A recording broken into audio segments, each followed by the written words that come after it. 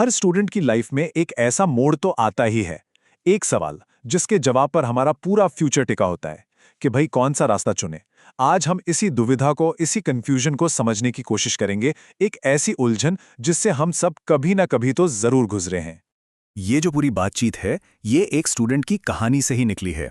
एक ऐसा स्टूडेंट जो एक चौराहे पर खड़ा है, जहां से अनगिनत रास्ते दिख रहे हैं और हर रास्ता एक अलग ही भविष्य की तरफ ले जाता है। अब सवाल ये उठता है कि सही रास्ते की पहचान की कैसे जाए। तो जरा सोचिए, आखिर वो कौन सा सवाल है जो हर स्टूडेंट के मन में सबसे ज्यादा उथल-पुथल मचाता है। एक ऐसा सवाल जो कई बार रातों की नींद उड़ा देता है और आने वाला कल एकदम धुंधला सा लगने लगता है। और ये है वो डर, वो आवाज जो दिमाग में गूंजती रहती है, क्या होगा अगर मैंने गलत रास्ता चुन लिया तो। देखिए, ये सिर्फ एक सवाल नहीं है, बल्कि इस पूरी दुविधा की जड़ है। ये डर कि हमारा एक फैसला सब कुछ बदल देगा और शायद फिर पीछे मुड़ने का मौका ही ना मिले। तो चलिए इस दुविधा की परतों को जरा खोल कर देखते हैं। आखिर ऐसी क्या बात है जो इस एक फैसले को इतना ज्यादा भारी और मुश्किल बना देती है। असल में जो असली लड़ाई है ना, वो दो दुनियाओं के बीच होती है।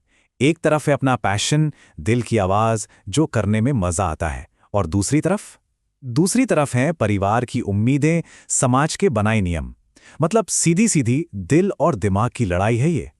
और ये जो प्रेशर है, ये हर तरफ से आता है।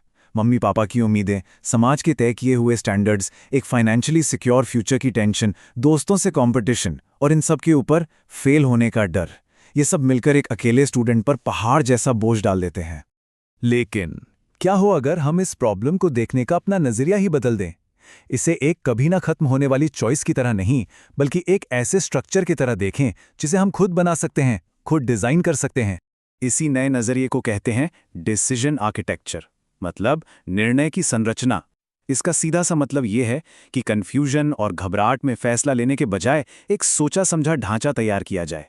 ये बिल्कुल अपने फ्यूचर के लिए एक ब्लूप्रिंट बनाने जैसा है।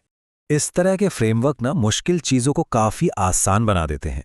अगर ऐसे ही और मुश्किल टॉपिक्स को आसान तरीके से समझना हो, तो इस चैनल से जुड़े रहने के बारे में सोच सकते हो, जहां ऐसे ही कॉम्प्लेक्स आइडियाज को क्लियर किया जाता है। तो ये जो डिसीजन आर्किटेक्चर है, ये सिर्फ एक थ्योरी नहीं है। चलिए देखते हैं कि इस ब्लूप्रिंट को असलियत में कैसे उतारा जा सकता है।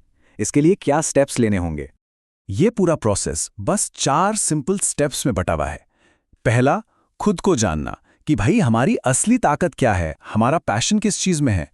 दूसरा, दुनिया को एक्सप्लोर करना, मतलब बाहर क्या क्या मौके हैं। तीसरा, अपने ऑप्शंस डिजाइन करना, सिर्फ एक नहीं बल्कि 2 या 3 फ्यूचर प्लान्स के बारे में सोचना।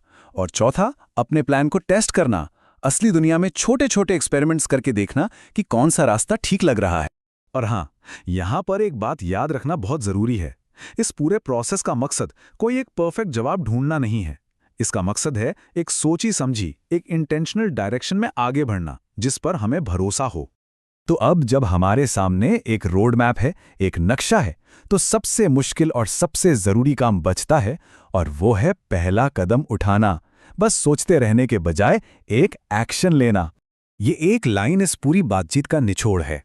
हाथ पर हाथ रखकर सही रास्ते के मिल जाने का इंतजार करने से कई गुना बेहतर है कि एक अच्छी सी प्लानिंग करके उस पर काम करना शुरू कर दिया जाए। एक एक्टिव प्लान हमेशा पैसिव उम्मीद से बेहतर ही होता है। तो आखिर में सवाल बस यही है कि अपने भविष्य की इस इमारत को बनाने के लिए वो पहली ईंट कौन सी होगी जिसे रखा जाएगा, वो पहला स्टेप क्या होगा। इस पर सोचना बहुत जरूरी है।